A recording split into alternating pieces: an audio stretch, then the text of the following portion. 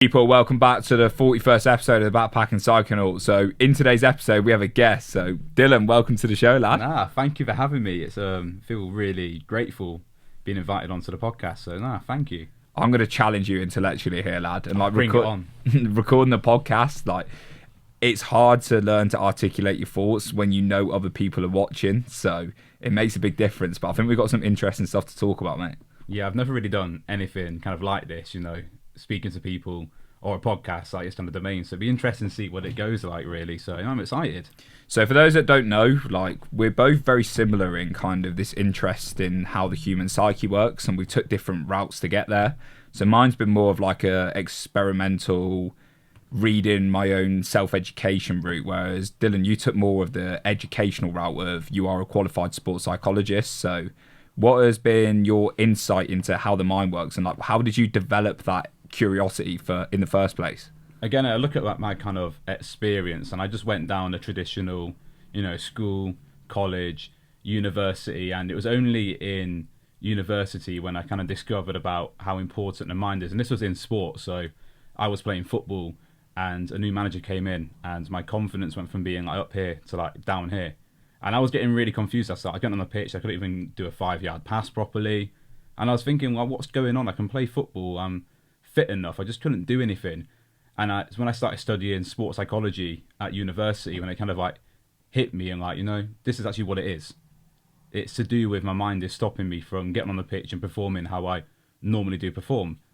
And I started obviously going that little route of studying psychology, went and did my master's in it then, and now obviously I'm a trainee sports psychologist. So that's been my kind of route to discovering the mind. And obviously I haven't done a traditional psychology degree in kind of sense, but I've done a lot of reading around it now, and I find it really fascinating in terms of how your mind kind of stops you doing certain things and puts these self-limiting beliefs on you. But I think your experience is really interesting now. Let's talk about yours. Mine's a bit different. So mine came from necessity. Just anxious, weird kid, didn't fit in anywhere. I didn't felt like I fit in anywhere. So I kind of out of necessity, I was like, it's rather I sink or swim.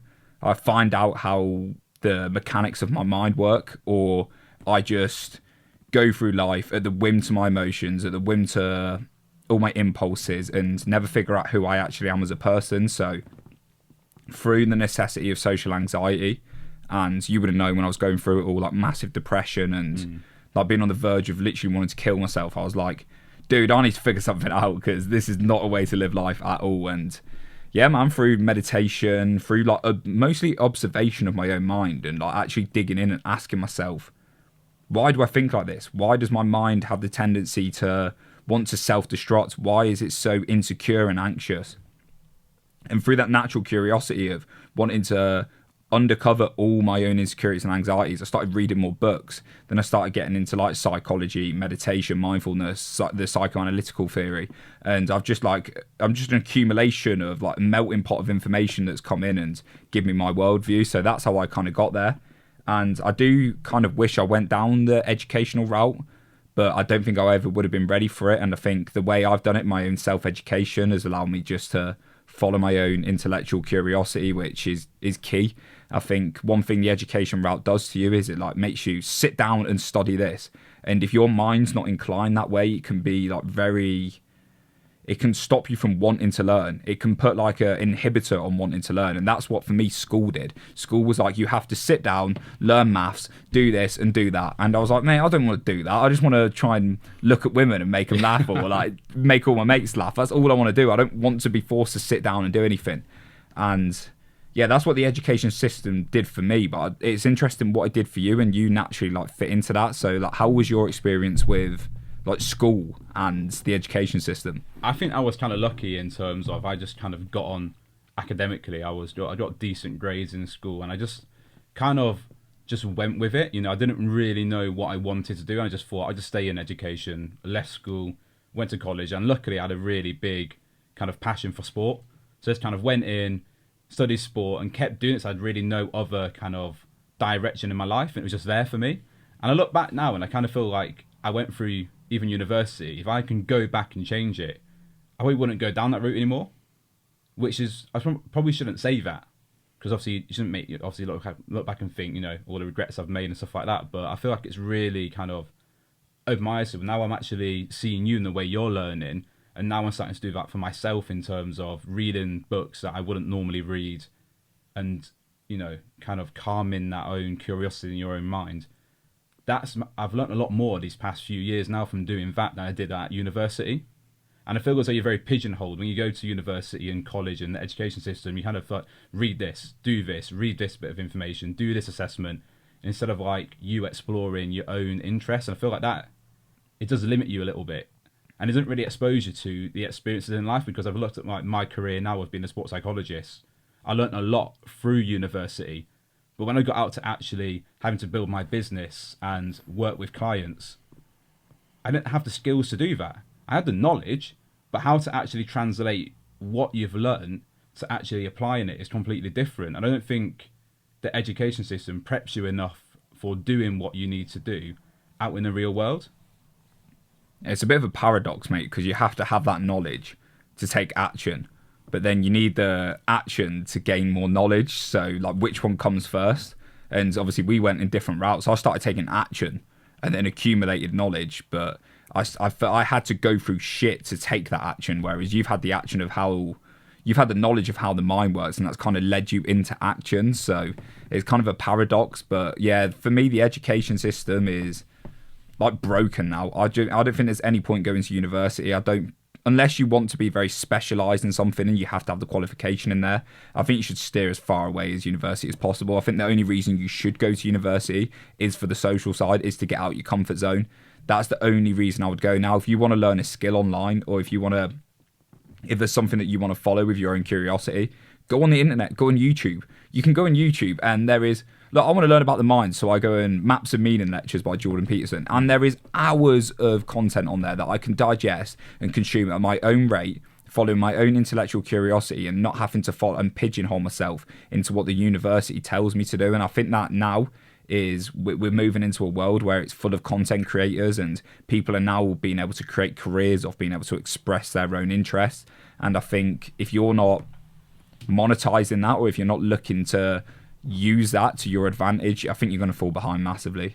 Yeah, and I mean, I can even say, working in the education system for pretty much all my work in life, I've seen a lot of young people not realize their ambition and achieving what they can, because they're so pigeonholed down doing these certain things, and it's not letting them be creative and be free and go explore what they can potentially be in life. And it's very limiting, and it does make you feel as though you're trapped a little bit in the education system. It doesn't let people go and just learn whatever they want to learn. And obviously you need that system for certain jobs, like being a doctor, or you need to have that regulation for certain things. You need to go do your maths, science, English. They're really important skills, but it doesn't allow people to go and try different things in life. And like you said, you can earn and build a business doing anything you want nowadays. And you're not really taught that in school, and it doesn't really prepare you for that part of life. It just prepares you to go in, be a worker, and go earn money for the system. That's what I personally think. It doesn't give people the chance to be creative and go explore what they want to do. Yeah, she fit into the system. That's what it is. Like, the education system is through the lens of what the governments or the elites or whatever it is, they want to push their agenda through that. And they want you to be a factory worker. They want you to work a normal job. So you feed into the system of capitalism. Well, regardless, you're going to feed into the system of capitalism anyway. But they want you to be a certain pigeonholed version of yourself, where you get up, you work 9 till 5. And personally, I think it's to try and take part of your soul away. I really think and it's quite cynical, but I think if you look at the information that comes around for our health, our diet, the education system, the way all this unhealthy stuff gets pushing on us, I don't think they want us to thrive at all. I think they want us to be as fearful and suppressed intellectually and emotionally and spiritually as possible, so we are forced to live a life that confines to their goals and their desires, which is to make us easily controllable and easily monetizable. And you don't want to get too conspiratorial. I don't even know if that's a word. You don't want to get too much in like the theory of it and think, oh, they're all after me, and get really like self-defensive. But I think you've just got to look around at the information that comes out from diet, that comes out about how to manage your finances, how to get rich. Everything that comes out is to keep you mediocre and to keep you in a box where you're not expressing your own personality or your creative side. Would you say that's just from the UK, or is that like worldwide, would you say? It's worldwide, everywhere. I don't think there's really many societies that if you look around on that want you to be this creative spiritual being. Like even look at the way like religions have been indoctrinating people for thousands of years. It's like, sit with my frameworks of beliefs, believe this and act like this. Everything's about control, and that may be just a natural development of the human psyche where we are inclined to want power. Humans always want power. It's an ego thing. It's maybe the dominance hierarchy. In relation to the dominance hierarchy, we obviously want to be higher, and we've got processes through evolution that make us act and behave like that. And I think the culture of society and the education system and the diet they tell you to have and all this information that comes out is just processed through human ego, and it's all to keep us as controlled as possible. Yeah, it's really funny when I look at my work in schools and education. You know, the things that have really helped me in terms of, you know, understanding myself, like the meditation, the mindfulness practice, understanding your values and why you're doing certain things. They don't teach that at school. They don't teach you these important well-being topics and how to look after yourself. And I think that's something that's really missing for young people nowadays, is learning learning about yourself and how your brain works and how to look after yourself properly. Like getting to the gym, looking after yourself, like physically and mentally, is probably the most important thing to you to do as a person. Forget about, you know, money, success and that kind of stuff. Your mental and physical well-being, I would say, are important, and I feel like schools are lacking in that sense in terms of developing young people and teaching them and educating them on how to do those two things properly, which I feel like me and you have got to a point now where we have quite a bit of knowledge on those two aspects anyway, but we have to learn that ourselves. Yeah, if you think like, what is the fundamental of wealth built out of? It's good, sustainable habits. It's putting yourself out there, being authoritative, like having the skills to require wealth. The skills that it takes need to be, they can be transferred from looking after your health and also looking after your physical and mental health. So if you learn how to master your body, if you learn how to control your emotions, the wealth is going to follow that anyway. So if we are naturally as a society looking through the lens of wealth, it would be more productive to teach people how to emotionally regulate themselves, because then they're going to create wealth in an ethical and moral manner, and then they're going to be wealthier because of that. They're going to be able to manage their emotions, not be as stressed out, and make more money. If people have more energy, what do? They put more time into their business. They can do the things they want to do. So you need to learn the basics of how to look after your mind and body to even acquire wealth anyway.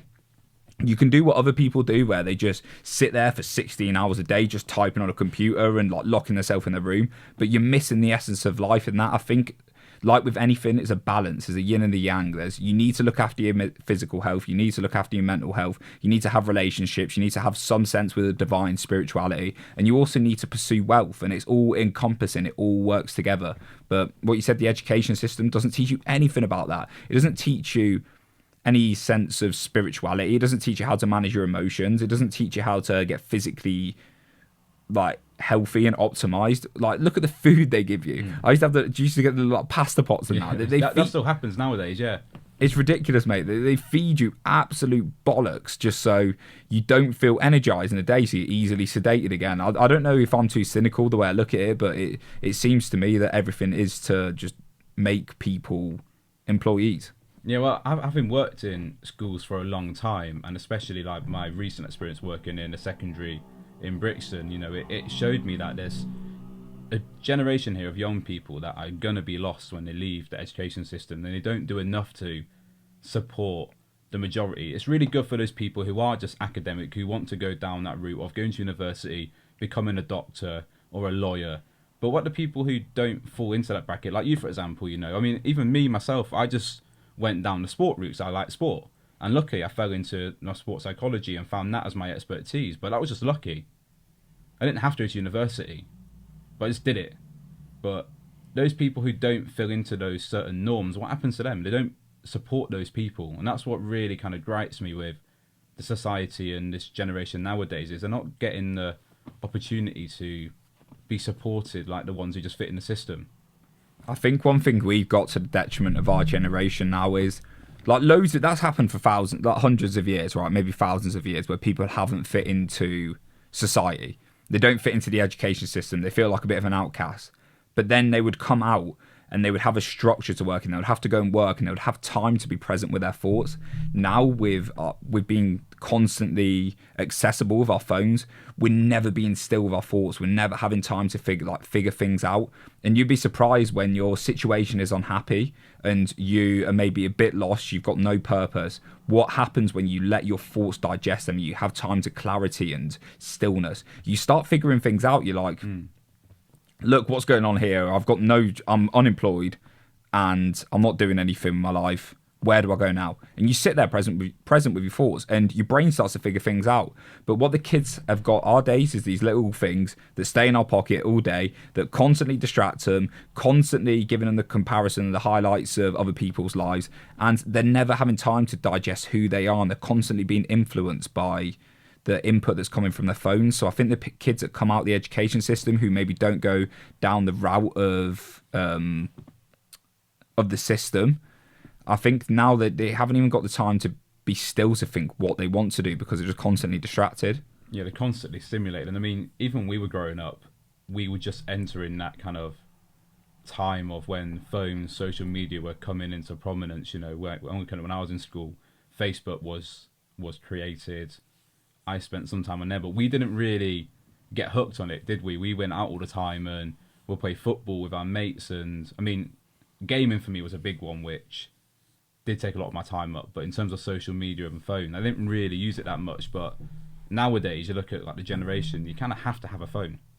Everyone's so connected, and it's kind of looked down upon, especially the younger generation, like the people in school now. You're looked at for being weird if you don't have a phone. If you're not on social media, on TikTok, what are you doing? You look really odd. Why have you not got it for?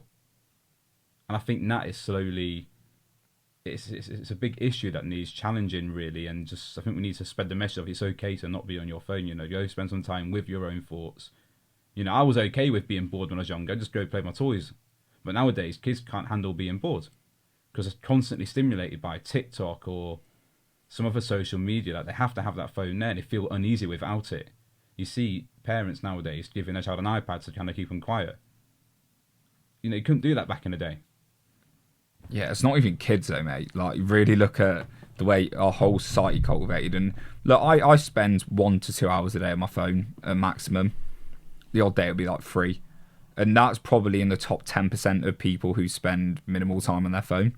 I think the masses now, we are all so addicted to these devices. It's unbelievable. And it's obviously more detrimental to a child because that's the age where they should be figuring things out. They should be like playing, and they should be trying to find out where they fit in society, and they're not going out there and pushing themselves out in uncomfortable situations due to they've got the instant gratification that prevents them from doing that. But even look at our society now, mate. Like, you go to work and everyone's on their phone, you sit in the canteen, everyone's on their phone, and you sit on a bus, everyone's on their phone, and we're so disconnected between what's going around us. And like, all we have is our mind, mate. We've just literally got this as a tool to interpret the external environment.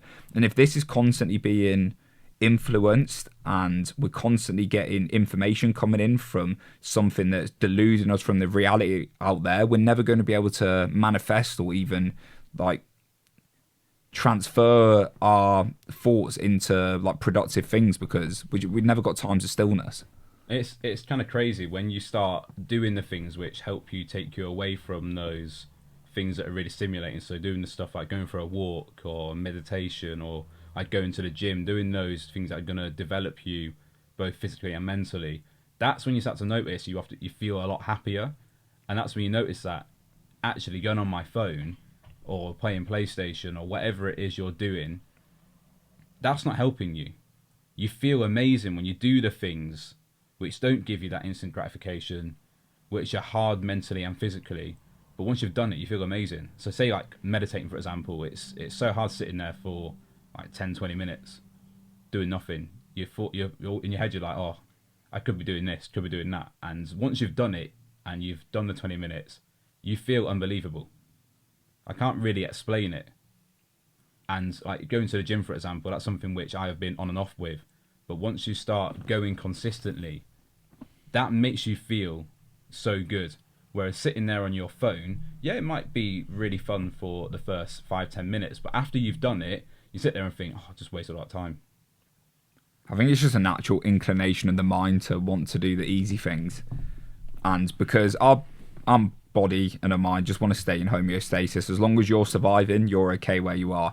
So it's like your brain doesn't actually want you to do what's best for you. It just wants you to survive, and that's just through a natural process of evolution. So the idea of, right, I could sit here, not expend any calories, sit on my phone and just consume instant gratification, or I could go to the gym, work really hard, push my body to the limits, potentially get injured if something happens, and really expend a load of calories. For your brain, there's a no-brainer there. It's sit there on your phone and sit there and don't do anything. But you need to start overcoming this state of mind that wants instant gratification, because the longer you do it, the future you is just getting worse and worse and worse, and every decision you make is building up a habit, and the more bad decisions you make, the more you flip the compound effect in a negative way. But the more you start delaying instant gratification and you start making the choices, so you go to the gym today, you don't cheat on the diet here, you eat that bit of fruit instead of the chocolate bar, you go out and cold approach that girl, you push out your comfort zone. The more you do these things, the more it's training the habit of your brain to, like, dude, you do the things that you need to do and not give in to instant gratification. And it's a constant battle, mate. It's a constant battle between your brain wanting the easy thing and the higher conscious version of you, your self-identified version going, nah, dude, you're coming up here, mate, stop giving in to instant gratification. It's like literally like you're constantly battling between heaven and hell. Yeah, it very much goes back to, our brain from evolution. It's our brain just wants us to survive. And if we can sit there and, like you said, not spend any energy and be safe sitting there on our phone, your brain's going to say to you, do that. And it's very tricky in terms of, like, you've had a long day at work. It will feed thoughts into you. It's been tough today. Go treat yourself to McDonald's and sit there and watch TV. It will do stuff like that. And the more you become aware of your thoughts, the easier it is to then kind of not become hooked by them and let it take you down away from the path where you want to be. And it's practice. It's a hard thing to do because your brain is very tricky, and it controls a lot of your systems which you don't control yourself. Makes it really difficult as well, mate, because everything in society is cultivated around, it taps into your evolutionary psychology. So like you said there, like if it's not essential for you, so say everything, it looks through the lens of passing on our genes and surviving, right? But then we go and watch porn, which makes us feel like we're passing on our genes. So realistically, we've not actually done the act of going out, finding a woman, doing all these hard things, and then getting laid and passing on our genes. We've not done that. What we've done is we've gone and sat at a screen, smashed one out, spunked everywhere, but our brain can't interpret what's happened between, it thinks we've had sex and passed on our genes. And everything in society is cultivated in that way. So if you look at video games, the video games are designed in a way to get you to mimic like you're making progress in real life. So that's why it feels so good to get up a level. Like you're playing Call of Duty and you finally get enough XP points to level up.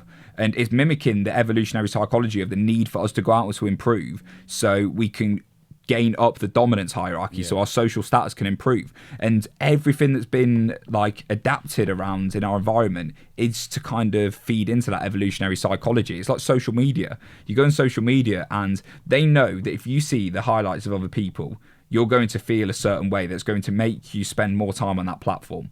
So like you are getting attacked from all angles. You really are. And it's what you said when you were saying like the awareness is the most important bit. It's building up the awareness to realize that like if I sit here on social media or if I sit here playing video games, it might feel good now.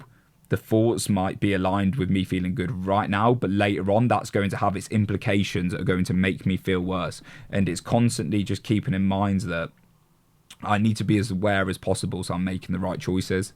I think it's really quite frightening and scary to realize that the people who run these companies, who create all these technologies, like the social medias, the video games, they all know this stuff. They're really smart. They know how to tap into our own brain and make us go down these certain routes. And that's what's quite scary. You are getting attacked from all angles, and it's difficult because they're already 10 steps ahead of you. They know how to tap into your brain and get you to go buy this certain food or sit here and play this video game. But it takes a lot of practice and time to become aware and realise that. And I mean, I'm still not there yet. I still play PlayStation, eat some shit food. I still miss days at the gym. watch porn sometimes. I think we all succumb to it. No one's perfect, are they? But when you start to realize and become aware of it, that's when you start your journey. You're already better than like the 10% really, aren't you? Then if you start becoming aware of it, so I think it's really important to just practice that. It's like with any problem, mate. So if you've got a problem in business, you don't know there's a problem until you're aware. If you've got a problem in your life, you don't know there's a problem until you're aware as well. It's like when I had social anxiety, I felt so weird all the time, mate. Like, just like I never fit in, but I never put it into a framework or conceptualized it into a mental health problem because I wasn't aware of that was a thing. But when that information got filtered through my awareness and I was like, oh, that relates to exactly how I feel. Then I was aware I had social anxiety and then I could start making choices to overcome it. But it wasn't until I built awareness up, was it, until I managed to come up with an idea of how to find a solution, because the awareness starts at everything. Like, the more you're aware, the more you can find solutions. And life is just problems. Regardless if you solve a problem, there's just going to be another problem there. So, but you need to be aware of the problems to solve. And that's all it is. We're just problem solvers. But the awareness is the part that starts this process of solving the problems. Yeah, I mean, with my work with clients in the sporting domain, I always start with that awareness is really key. We can't do work and I don't want to provide you the answers. I will help you become aware so you can figure your own answers out, because I won't always be there to help you. It's going to be you going through these things. So the better you are at being aware of your thoughts, feelings, behaviors, and ways of managing them, the easier your life will be, and the problems that you face, you can overcome them a lot easier. Yeah, 100%, mate. That awareness, it's not easy though. Like, the natural inclination of our brain is to have thoughts, attach to thoughts, fulfill them thoughts, back to another thought, attach that thought, fulfill that thought, and then you're stuck in this perpetual state of attaching to thoughts. And until you develop some sort of mindfulness, there's no way you can break away from that cycle. You are just in a constant perpetual state of thought. But there is a place from where you can sit back and observe these thoughts. Like, you can observe the anxious thought that comes up when you see a pretty girl, and you can break away from the identification of that thought, and you can choose to, nah, dude, I'm going to go approach that girl and see what happens. And there's a choice between stimulus, the pretty girl, and response, you avoiding that girl. There's a gap between there. And the more mindful you are, the more you build awareness, the gap gets smaller and smaller and smaller and smaller and smaller. And then to the point where you can actually make a choice. Like, that pretty girl's there. You realise that your body wants to run away. The mechanics in your mind are telling you to flee. But then you can actually pause, make a good choice, think, I'm not going to listen to my emotions, I'm not going to listen to my feelings of wanting to run away. And you can choose to go and approach the girl. And between stimulus and response, there is an ability to choose. You just need to practice it. Yeah, and it's also, like you said there, like, when the thoughts or the feelings or the certain situations arise, is, do we let ourselves get hooked by those thoughts? So remember, the thoughts, we don't control them, they just come. Random stuff just comes in our brain all the time, and that's not us. And it's realizing that your thoughts aren't you. That is the biggest realization for me personally, is when I've put this into practice. I feel like, these thoughts just come all the time. I don't control them. And then being aware of that, and then, having that time between the stimulus and the response, being able to increase that time and not become hooked by your thoughts, and be able to unhook by them, and then choose the behaviors you want to do, which take you towards where you want to be in life. That's when you start to see that development and progress towards becoming a person you want to be. So what you said there is, like, this is the part that interests me the most at the moment, and where my natural inclination has kind of taken me, is them thoughts, right? They're just coming up into our brain. But why are we thinking that thought? So I look at a pretty girl, get anxiety. Why does that happen? I know that that's not me. I know the emotion's not me. But why is that thought coming up? Why is it bringing up the physiological effects of anxiety? What is the framework of belief that has been packaged in with that thought? Now, again, I'm not an expert, so I mean, what I'm going to say is what I think. But in terms of where do those thoughts come from, I think it's very much down to, the experiences we have anyway it's something that's like nature versus nurture debate, and it's very much an interaction between both. You know, we have that genetics from our family obviously passed down, and that influences who we are as a person, the way we behave, the things we've experienced in life. That also influences the person we are now. Then I also think there's something deeper which we all then kind of have. It's going to like that Jungian psychology now, that collective unconscious. You know, there's something which we, from evolution, we also have the systems in place to help us survive and be where we are today, and we're still in our brain right now, which we can't. You know, evolution takes a long time, so it's going to take a long time for these certain kind of systems to get bred out of us. But going back to your example there of when you're seeing that girl and getting those anxious thoughts, you know, imagine you go up to that girl back in the day and she says no to you. Your status then drops, doesn't it? So your brain's telling you, don't risk it, there's no point. Because it could end up then being more trouble. So the safest thing to do is to not approach that girl yet. That's what your brain is telling you. That's what I think anyway. Yeah, no, I completely agree. I think to look through anything through the lens of evolutionary psychology is you're looking through the right lens. I think we've been evolving for 3.5 billion years from the first like microorganism. I think it's called an amoeba. Yeah. I don't know what it's called, right? But we are just an unbroken chain, right, of 3.5 billion years of our ancestors and passing on our genes. From a monkey, from a frog, whatever we've evolved from. We're an broken unchain of 3.5 billion years of all of our ancestors successfully reproducing. Really just let that sit in your mind, and to not look at things through an evolution point of view, I think you're deluding yourself to reality. When you talked about the Jungian psychology and the way with like the collective unconscious, for those that don't know, the way kind of like, I'm going to try and explain this and I might mess this up, but I'm going to go anyway.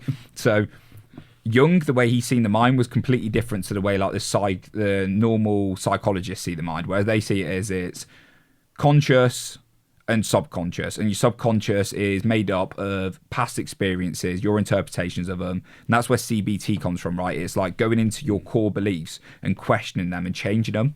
Yeah, very much like they're very scientific, like breaking things down to systems, like this happens because of this, and this is very, whereas what I get from Jungian is very much trying to combine that scientific part of it, but also the more spiritual side of it as well. I mean, I'm still researching him. I find him fascinating, so obviously we're going to try articulate it. So the way like Jung sees the mind is like you've got the collective unconscious, right? And as Dylan said before, this is the process of billions of years of evolution, and these are where the systems come from. Like the concept of our relationship to the dominance hierarchy comes from evolution, comes from our collective unconscious, because the system that regulates the dominance hierarchy is 3.5 billion years. Since there's been other organisms, we've had to find a way for our relationship to other people to know how to act, or other beings, right? So the dominance hierarchy is a system that's been around since evolutions have been around. So that system influences the way we think, influences the way we behave on a level that we're so unconsciously aware of that it's ridiculous. Everything comes from that conception to the dominance hierarchy. It's the same with what other systems are they? The need to pass on your genes. That is so innately built into us. It's a system that's built into our brain that our conscious awareness is not aware of, right? So we fulfill our actions, and our thoughts and feelings are dictated and influenced by that system. So this is the collective unconscious. The collective unconscious is the biological DNA of the psychology. It's what everyone's got through the need of evolution. So on top of that, then you've got the personal unconscious, and this is how all of your experiences come from, right? So they're influenced by the collective unconscious, but then filtered through your conscious experience of you being Dylan Rodgers, me being Alex Rodgers. Yeah. That's where the personal unconscious is. So every experience I had from growing up in Manchester, then going to Somercut School, this kid bullying me doing this, me getting rejected by this girl, blah, blah, blah. All of this gets focused and filtered through the lens of my conscious experience, and that goes into the personal unconscious. Next is your ego, right? So your ego sits on top of this, and this is your like self-identification. This is the idea of who you are. So the idea of Dylan Rodgers is continuous. You wake up, right, and you are relatively the same person as you when you went to bed, yeah? Yeah. So why is that?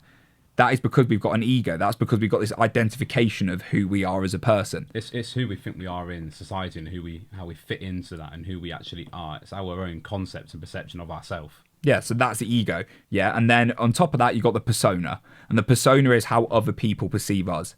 So that's how you perceive me, how the person listening to this podcast perceives me.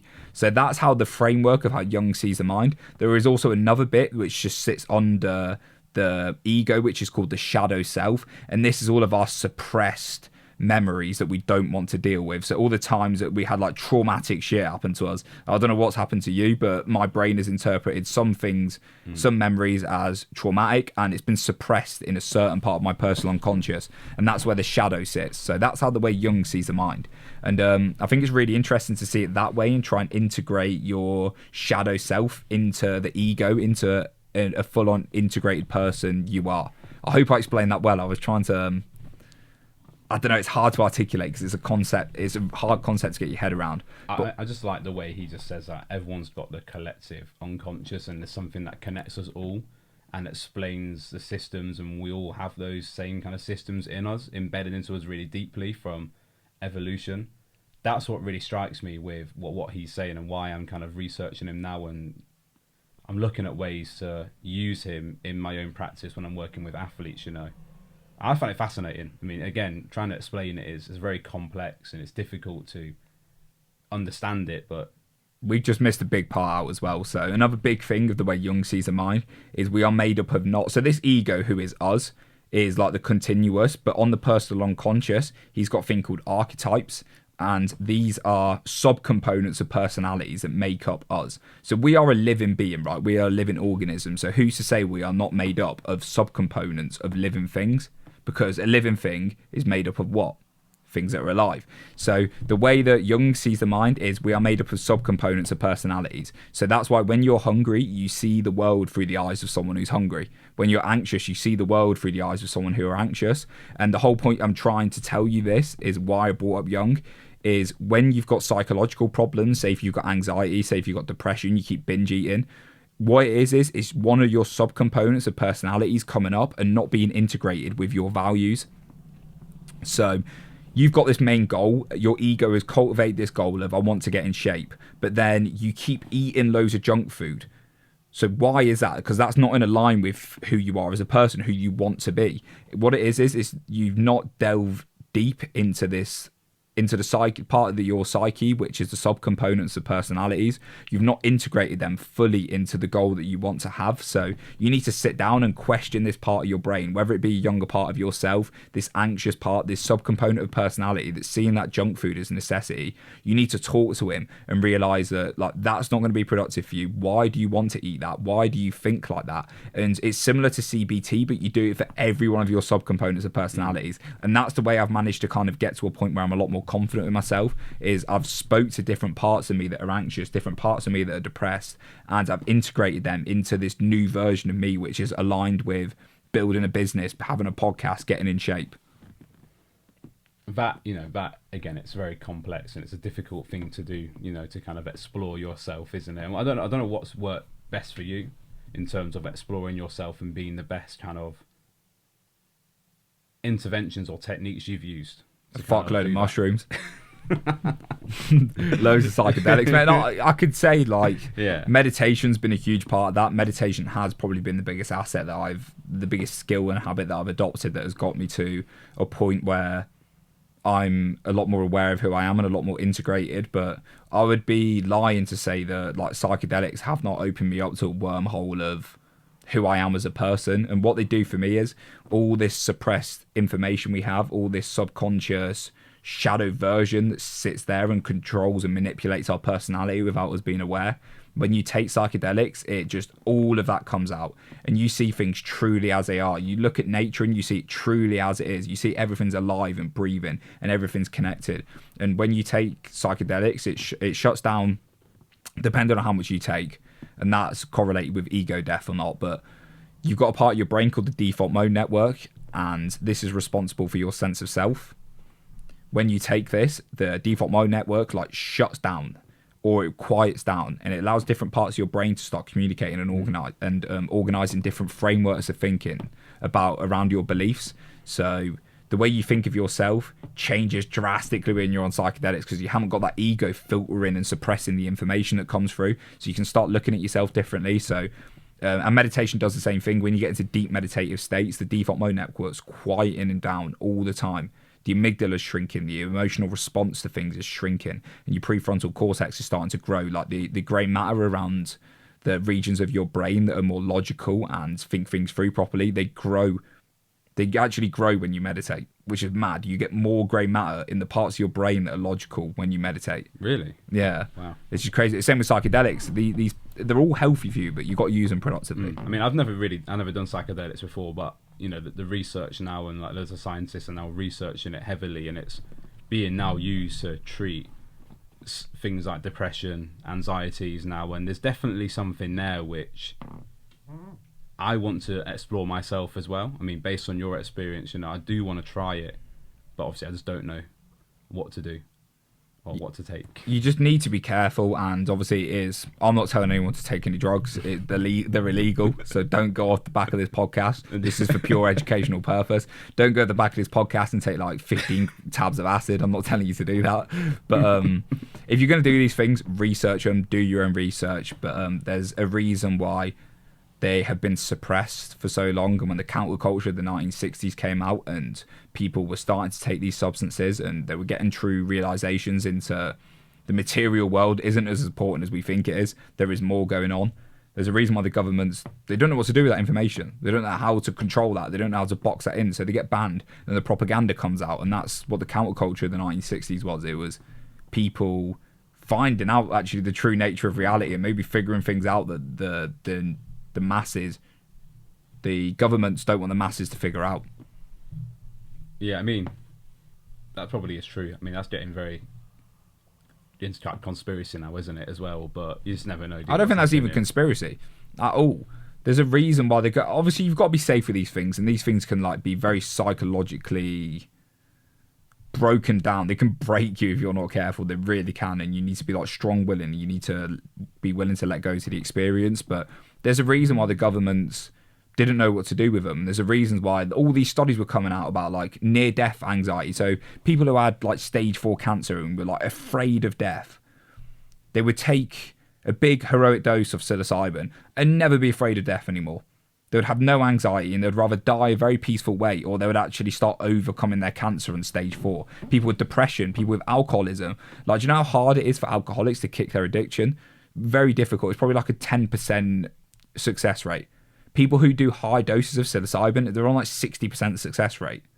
So these psychedelics are doing something to your mind that is opening you up and putting you on a new plane of consciousness. But the government just don't want you doing it. Yeah, but there's a lot of, like, if you just read into the research now and just look on studies that are being done now, there's so much positive research for it nowadays, and I reckon it will, well, I hope it will be used positively, but again, you never know what's going to happen with these kind of things, do you, to be honest? Yeah, because it just takes one bad experience or one bad narrative to come out and it really pushes these things back. But I think we'll get there, and I think people now, due to, like we were just talking about the negatives of social media before, I think due to the positives, that I can go on YouTube and watch Joe Rogan's and watch him talk about DMT elves and watch him talk about all this mad stuff, and that can spark my curiosity and I can be enlightened to this new information. Whereas before, like, you never would have been enlightened to that. So we're in such a cool time where you can be, we're waking up.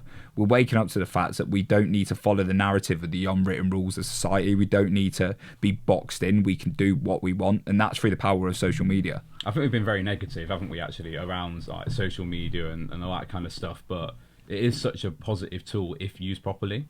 And I think, again, it comes down to just educating people on what it can be used for. And, you know, I've certainly now started to use it in a more productive way, you know, reading into things and just having all that information there just to access instantly. It's crazy. You know, I can just go on the internet, type something in, find a study and read it. Whereas back in the day, you have to go to a library and find the book with it in and have to read it and get it printed out or whatever. So I think we're in a very lucky part, and not lucky in terms of, I want to say very precious time in our life now where we can actually have access to that information, but it's also scary as well in terms of look what's happening now with like TikTok, for example, and people getting addicted to their phones, and we're at a pathway now, aren't we, where it could go either one or two ways, I personally think. But I think there's a yin and the yang with anything that's impactful, with anything that can change the world. There's going to be bad with it. There's never just the good. And I think more people are going to use the bad just because more people tend to go that way because it's easier. And then you're going to have the people that take initiative and think, right, I want to change my life. I'm going to use this productively. And maybe that is just a part of life. Maybe part of being the higher plane of people. Maybe reaching to the heights that people don't normally reach to. You've got to sacrifice this stuff and you've got to use things properly. And most people don't want to do that. They don't want to deal with their emotions. They don't want to sacrifice the time of going into the gym. They don't want to use social media correctly, and that's fine. But you've just got to be willing to use these things as a tool, and you've got to be willing to sacrifice the fact that I came off Instagram for a year, and it was one of the most clear-minded I'd ever been at that point. I managed to make loads of improvements on myself. But how many people are going to come off Instagram for a year? How many people are going to do that? And it's not just because I wasn't enlightened to the information. I had a basic necessity to improve myself. I was so mentally skewed that I was like, I have to do this. And I identified a problem and I took action. But how many people take action on things? And I think people will get there eventually, the more they get enlightened to information. But you are going to get the people that use the good and the bad. There's always going to be bad everywhere. Yeah, I mean, when I'm looking at you now, in terms of you as a person, the journey you've been on, and I've seen it firsthand from where you've been to where you are now, and it's been such a staggering and amazing experience to see you go through that journey. What would you say are kind of like the most important aspects of your journey in terms of your own development? What has been the foundations of it? Being curious. Being curious. By far. If you've got a natural curiosity, and even if you don't have a natural curiosity, develop one and follow that curiosity wherever it takes you. Because the more you do that, that natural inclination to follow things and be curious is going to foster improvement. So let's say, for example, I'm just so naturally curious, even in people. Like I speak to people and I'm like, dude, this is another human. This is a guy like me who has lived a completely different life. How is that not interesting? It's just a person who's lived another life. Let's find out what his life's about. And then I listen to this guy talk and he tells you some mad stuff. And I'm like, right, he mentioned this. I'm going to follow that. And then I would read about meditation. I'd be like, yeah, that sounds sick. The idea of a sense of self doesn't make any sense. Let's find that out. And then I followed that. And this natural curiosity is the biggest virtue because it's having awe for the world. It's having awe for people. It's having awe for something. And if you have awe, you show interest, and to become interesting, you need to be interested. And that is the one thing I could say to people is develop a curiosity and follow that curiosity. And that is the best virtue you can have. I think don't be scared to ask people questions and ask them what they're, if someone, you look at someone and think, oh, what, that's really cool what they're doing. Don't be scared to ask them, well, like, how did you get there? Like, what was your journey like? And just show that interest and curiosity. And you never know who you're going to meet. You never know what stems from that. But I've definitely done that with people, especially in my work, who I've worked in education and sports psychology. You know, I've met quite a few people and I've reached out to them online and said, oh look, I love the work you're doing, can I just have a quick chat with you on like Zoom or something? And they've done it, and I've learned so much from those experiences and just asking questions. And I used to limit myself, thinking, oh, who am I, why would this person want to, you know, speak to me? But people want to share knowledge with you, and just being curious gets you so much. It's having the humility as well, like the curiosity and the humility to realise that I don't know shit, I know absolutely nothing, and this person here might know something that will be useful to me, and even if he doesn't, he's probably doing something that I don't want to do, so that can be useful information for me not to do that. So it's having the humility as well as to listen to people. I love that, because obviously when I look at me, I've got a master's, so you probably say I'm just one step below being the most highly educated like you can be in the UK. Obviously I could do a PhD and become that, but I don't know anything. You know, look at him, he's got a master's, he must know something in terms of like my field. I know a bit, but in the grand scheme of things, I don't really know anything. And I've always had that kind of humility of like, I really actually don't know a lot. I've been lucky to get through this probably, and there's still so much to learn out there. And I think you can beat yourself down for that, but it's also quite exciting to think, you know what, I actually don't know a lot, let's keep learning. And I always say to people, you know, you never stop learning. You're never going to be someone who knows everything. There's always something else to learn. And I think that's quite a beautiful thing to have. It's paradoxical because the more you know, the stupider you get. Yeah, It really is. It makes you realise that even though I know a lot, there's still so much more to learn out there and see. I always think I've figured something out. I'm like, yes, I'm like getting onto something sick in there. I start doing some research, and then that leads into a whole new researcher field that I'm like, I never even knew that existed. Yeah. So now by knowing that knowledge, I've actually got stupider because I don't know anything about that. So it's a never-ending cycle of just being humble and thinking that you don't know everything. And one thing I think people do is they have their idea of what they think the world is and what they think society is, what they think they are, and they have a concrete version of that never changes. So as soon as an opposing opinion comes up, they shut it off straight away. They're like, oh, this person doesn't know what he's talking about. Oh, look at that brokey. Look at that. What's he doing? And they don't see that this person, you can learn from that person. They've got a different experience to you that can open your mind up to things. And they're so closed off. And this is one thing I see from like the red pill kind of YouTube scene at the moment, where they follow Andrew Tate's advice and all these red pill YouTubers, and they think that's how the world be. They think you have to be an entrepreneur, you have to do this, you have to do that. And I fell into this.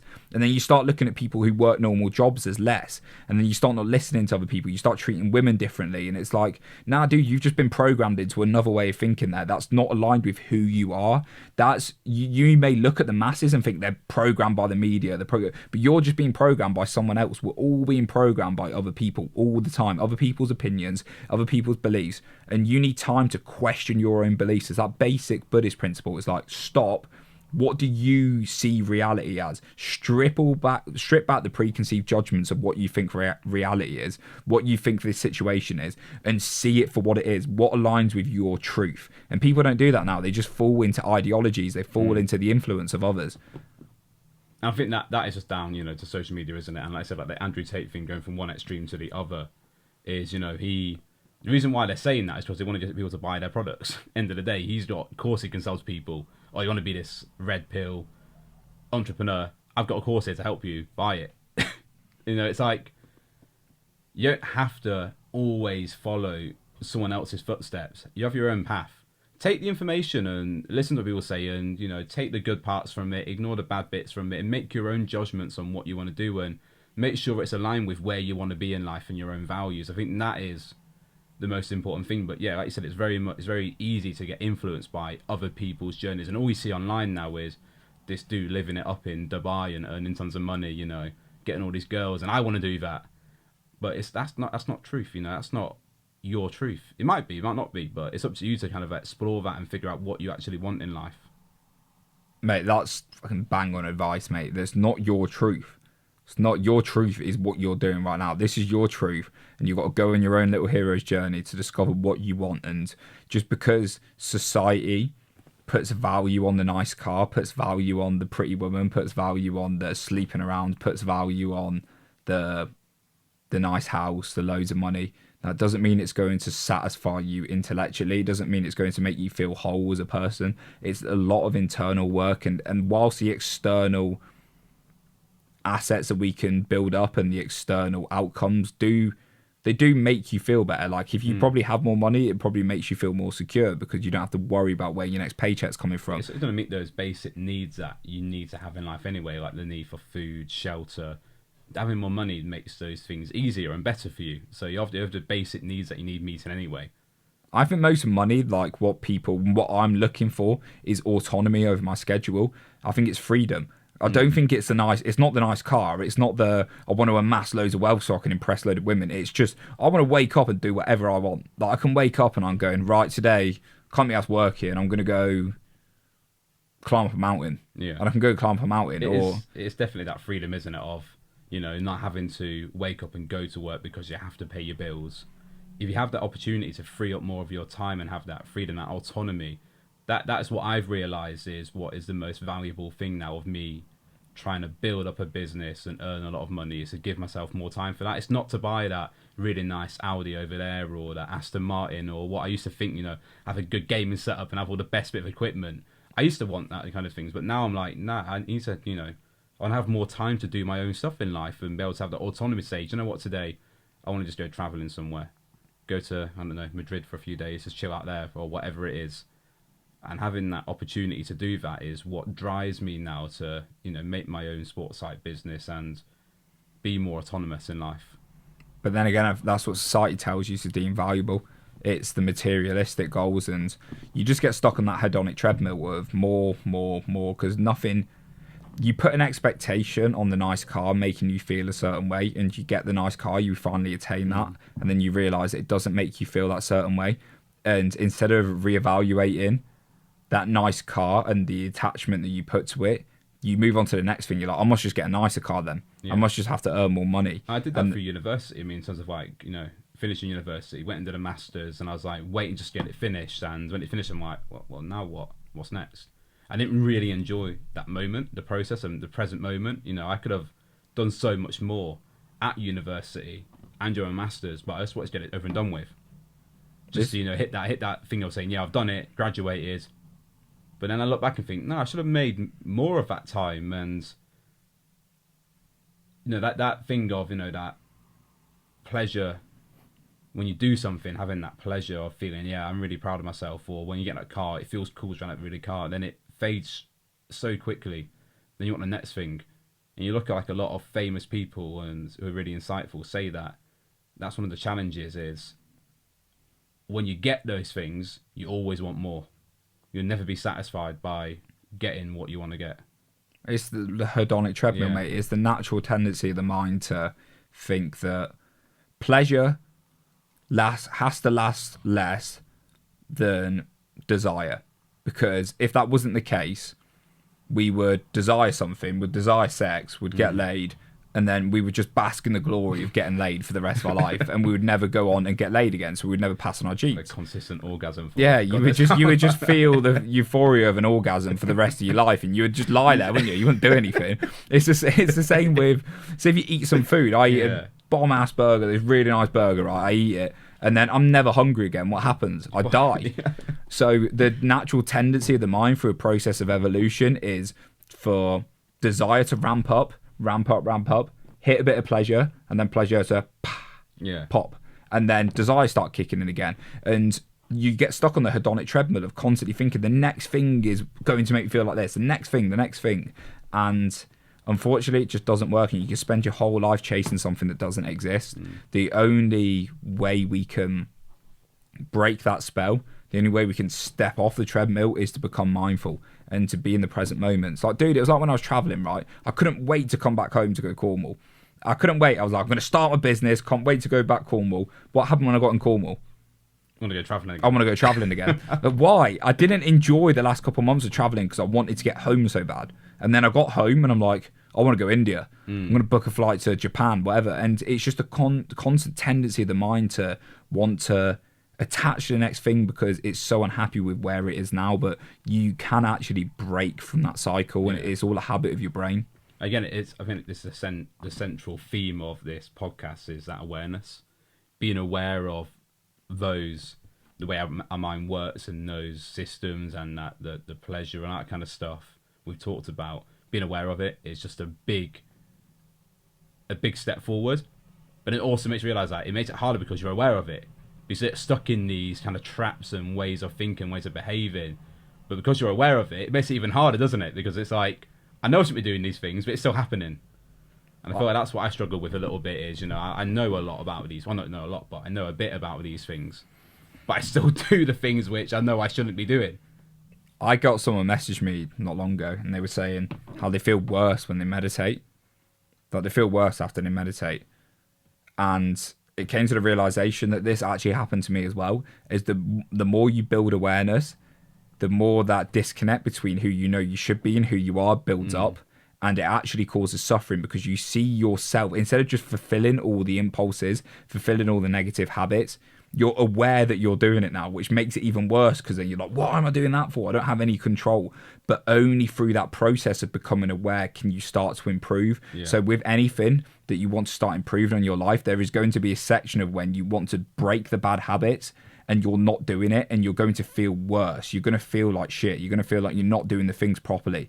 But you need to go down that pit to then Yeah. blast up through to the next level of potential where you've overcome that thing. And with any problem with awareness, it's like social anxiety. I actually got more socially anxious sometimes because I was aware of the fact I was socially anxious. But through becoming aware of the fact that I was socially anxious, I could actually fix my social anxiety, which now has got me to a point where I'm more confident. So yeah, the awareness is kind of a paradox where it solves the problem, but it causes some suffering in the process. Yeah, it's like you break down one wall, but then there's like another 10 walls after it you have to get through, and it's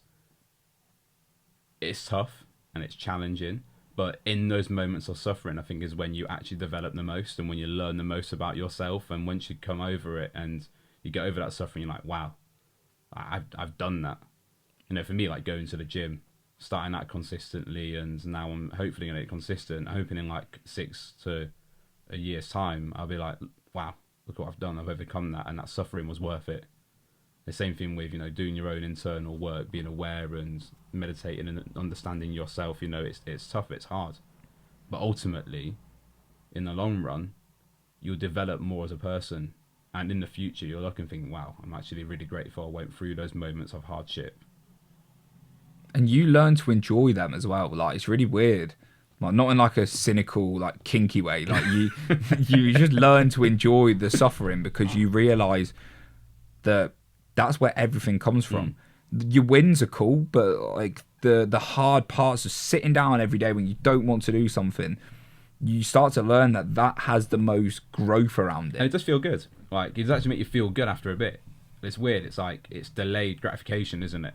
It's not instant. You can train your brain to actually like the delayed gratification more than the instant gratification, but the moment you have that complacency and you slip, that's when your brain starts to like the instant gratification more. And you go through a process, mate. I've always thought like self-improvement from years of doing it has been ups and downs, ups and downs, Definitely. ups and downs. But if you look at like the trajectory of how much you improve, it goes up and up. Yeah. But the line of it will go up, then massively down, and then massively up again, then massively down. And I think you just it's okay to have those moments when you go up and down. You know, when you are on that down bit, that's just part of the journey. No one's journey is just linear like that, straight. It's always going to be up and downs, peaks and troughs. And it's making me realise that is okay to be part of that journey. And when you do succumb to kind of your desires sometimes, which you're trying to not, you eat that bit of chocolate or you skip a gym, don't beat yourself up for it. Just make sure next time you don't do it again. You know what I mean? It's happened now. You've done it. There's no point worrying about what's happened in the past. It's the past. It's happened. Just make sure the next action is moving back towards where you want to be. yeah, because like the more you beat yourself up, you create this self-fulfilling prophecy of then you You can't do it. yeah, you beat yourself up, right? And then you go that ish, you go really restrictive. It's like, right, I'm going to do this now where I'm going to fast for 15 hours and I'm going to do this. And then you fast for 15 hours, you come out the fast and then you eat loads of more food. Or you like go on a no-fap streak, you break the no-fap streak and you're like, right, I'm not going to wank for 16 months. And then you have 4 wanks the next day. And like these things, the more you put pressure and you try to do something like, you create an importance around it. You create all these negative inputs that go in, and then these negative inputs build up, and they kind of attack your willpower. And the more they attack your willpower, you eventually cave in, and it becomes this negative cycle of beating yourself up, restricting, trying to improve drastically, and then beating yourself, and then caving in, and then beating yourself up again. And you just need to realize that every day, just improve 1%. Every day, just something, even if it's you just make your bed. Because the small things compound into the bigger. The big goal is just made up of subcomponents of small goals. And if you can every day, you can make your bed. You are training your brain to do that one thing properly. And if you can do one thing properly, then you can do 2 things properly. If you can do 2 things properly, you can eventually do 4 things properly. And then you can just keep compounding and growing, and these habits slowly build their way into your life. Yeah, I do this with athletes a lot with goal setting in terms of you have the big outcome goal that you want. And you break it down into performance goals, which are like 2 or 3 or 4 things which, you know, build up to that outcome. Then you have the smaller things, the process goals, which are like the things you do on a daily, which build up to that outcome. And you keep ticking them off, doing the small little things. Could be something as simple as, you know, making your bed or going for a 10-minute walk. The more you do those things, the more evidence you build up, and the more it compounds over time. And it's people want to do the most to start off with, and it's just unrealistic. I look at the gym, for example, you know, trying to go 5 times a week, impossible. Well, it's not impossible, but it's so hard. And you might do it for a few weeks, but ultimately, you're going to start dropping off and lacking that motivation. Build it up slowly. It's a human ego, though, to think that you're beyond that. It's like, I'm not going to clean my room because I'm well beyond that. But then that room is something that if you can't control the way your room looks, you can't control anything. You really can't. It's like, I'm not going to make my bed that's too small. Like, your life's in ruins, right? You're just depressed, anxious. And if I went to you, clean your room, you'd be like, what sort of advice is that? But if you can't clean your room, if you can't make your bed, how are you meant to do everything else? So start small and start building up the evidence you are who you want to be. We don't get confidence by shouting affirmations in a mirror. No, it's evidence. But by having an undeniable stack of proof, we are who we say we are. Outwork your self-doubt. So again, I do it with athletes. Again, I get like them to write down like a training journal or get a jar and just write down what they've done and put it into a jar, and they take it with them to performances. Like, this is the evidence you've got from all the training. So when you get to the competition, you've done all this work, so you can do it in competition. It's that evidence which is really crucial, and that's where confidence comes from. It, so you can shout at yourself, like you said, like saying, "Yeah, I can do this, I can do this, I can do this." But you haven't actually done it. It's gonna be hard for you to believe those affirmations in your head. But having that stack of evidence there, honestly, it's amazing. I've seen it in my own practice where I've had a lot of knowledge. Going into my first client, I was shitting myself. I was like, I don't know what to do. I was questioning myself, a lot of self-doubt. But the more I've worked with clients, the better I am now at actually being more focused on them and working better for them. And my self-doubt was slowly crept and got smaller and smaller. It's still there anyway. Still quite a bit. I'm still a trainee. But it's getting smaller and smaller and I'm getting more confident. Yeah, it's like, I like that cookie jar thing. That's what Goggins says. Where like David Goggins, he's ran all these mad marathons and that, and every time he gets really tricky, he's like, "You are David Goggins, mate." I pull something out and like I've done all this mad stuff. I got through Hell Week, and it's just building up the proof. Yeah. And it's like you can intellectualize how to approach a woman all you want, but until you go out there and approach a woman, you're not going to be good at it. You have to go and do these things. Yeah. And you are going to fail. You are going to get stuff wrong. You are going to go to the gym, have a really terrible session. You're going to go speak to a woman, make a cock yourself, or you're going to go do a presentation, it'd go awfully, and it happens. But that's all part of the process, and you have to be okay with accepting failure and learn from it. So that's when you learn the most, is when stuff goes wrong and when you fail in life. That is the key learning point. Is if you're constantly winning, you ain't going to learn because you're winning all the time. You don't need to change anything because you're winning. I would say if you're constantly winning, you're doing the wrong things. You're not pushing yourself hard enough. You're not doing the right things. Failure is success. I know that's a paradox. Everything's a paradox in life, mate. But like, failure is success. The more you fail, the more you figure out. And for some reason, humans, we learn through more experience than we do intellectually. Like, I wish we could all just internalize all the good information that's out there and then never act in a bad way ever again. But you have to learn through experience. It's just built into our DNA that we need to explore the unknown. Something go wrong, we come back to the ordinary with the wisdom from the unknown. Yeah. I used to do it with finishing university. You go to apply for a job out of university. I've got all this knowledge. Do I need experience? Why is this person getting it because they have experience? I've got a lot of knowledge. I know what I'm talking about. I should do it.